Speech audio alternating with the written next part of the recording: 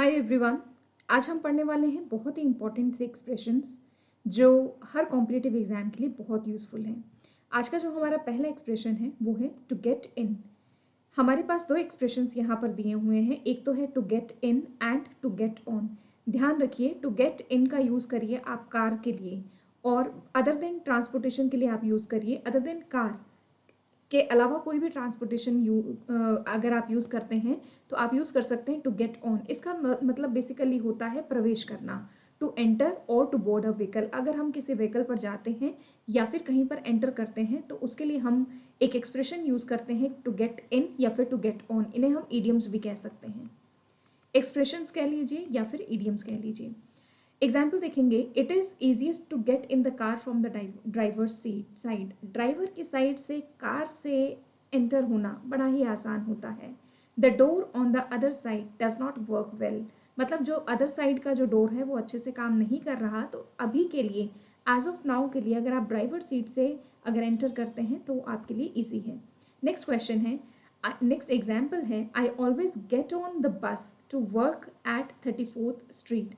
मतलब मुझे 34th street पे अगर काम करना है तो मैं हमेशा कहाँ पर कौन सी बस में जाता हूँ। आई ऑलवेज गेट ऑन द बस, मैं हमेशा क्या करता हूँ, बस से ही जाता हूँ। ठीक है। नेक्स्ट हमारा जो आज का एक्सप्रेशन है to get out of. To get out of या फिर टू गेट ऑफ, इसका मतलब होता है टू लीव, छोड़ देना, और to descend from a vehicle या फिर व्हीकल छोड़ देना। To get out is used for cars, car के लिए हम यूज करते हैं to get out, and to get off is used for all other forms of transportation. अगर और कोई फॉर्म का ट्रांसपोर्टेशन है तो उसके लिए आप यूज करिए to get of.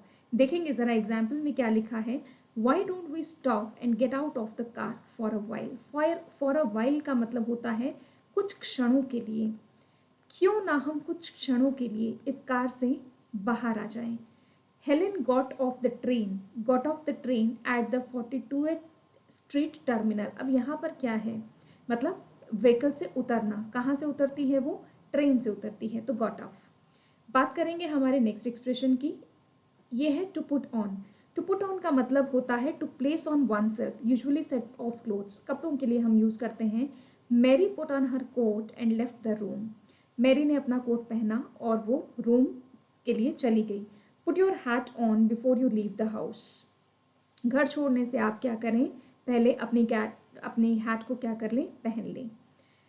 To take off, इसका मतलब होता है उतार देना। ये भी हम यूज करते हैं क्लोथ्स के लिए। John took off his jacket as he entered the office. जैसे ही जॉन ने अपने ऑफिस में एंटर किया, उसने क्या किया, अपनी जैकेट को उतार दिया। टेक योर स्वेटर ऑफ, अपनी स्वेटर को उतार दीजिए। The room is very warm, room क्या है, बहुत ही ज़्यादा गर्म है, तो आप क्या करिए, अपनी स्वेटर को उतार दीजिए। बढ़ते हैं हमारे नेक्स्ट एक्सप्रेशन की तरफ, टू कॉल अप मतलब फ़ोन करना। ठीक है, किसी को भी फ़ोन करने के लिए हम कहते हैं टू कॉल अप।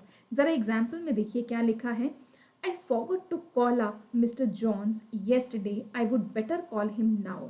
मैं कल मिस्टर जॉन को कॉल करना भूल गया हूँ, तो बेहतर यही है कि मुझे उन्हें आज कॉल कर लेना चाहिए। कॉल मी अप टुमारो, मुझे कल कॉल करिएगा। We will arrange a time to have lunch together, हम एक साथ लंच करने के लिए एक टाइम को ज़रूर अरेंज करेंगे। I promise to give you a call as soon as arrive in New York, मैं वादा करती हूँ कि जैसे ही मैं न्यूयॉर्क में पहुँचूंगी तो मैं तुम्हें फ़ोन करूँगी। तो टू कॉल अप का मतलब होता है कॉल करना। नेक्स्ट हमारा एक्सप्रेशन है to turn on. To turn on का मतलब होता है टू स्टार्ट और कॉज टू फंक्शन, मतलब किसी भी चीज़ को स्टार्ट करना, जैसे हम बोलते हैं स्विच ऑन करना। प्लग होता है, उसको स्विच ऑन या फिर ऑफ करते हैं। एग्जाम्पल देखते हैं, please turn on the light, it's too dark in here, यहाँ बहुत अंधेरा हो रहा है, कृपया आप इस लाइट को जला दीजिए। नेक्स्ट एग्जाम्पल है, do you know who turn the air conditioner on, conditioning on. तुम जानते हो कि ये जो एयर कंडीशनिंग है वो किसने ऑन किया है। चलिए बढ़ते हैं नेक्स्ट एक्सप्रेशन की तरफ, to turn off. To turn off का मतलब होता है स्विच ऑफ करना, बंद करना। ऑन मतलब चलाना, ऑफ मतलब बंद करना, कट करना, सेपरेट कर देना। Turn on and turn off as well as their related forms are used for things that flow such as electricity, water, gas, etc.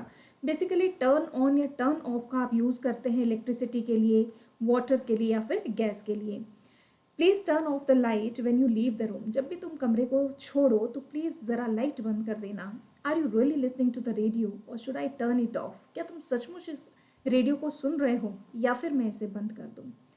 So simply देखिए कितने ब्यूटीफुल क्वेश्चंस हैं और कितने ब्यूटीफुल एक्सप्रेशंस हैं। Next हमारा expression है right away. Right away का मतलब होता है इमीडिएटली, तुरंत, किसी भी काम को तुरंत करना। एग्जाम्पल देखेंगे, dad says that dinner will be ready right away.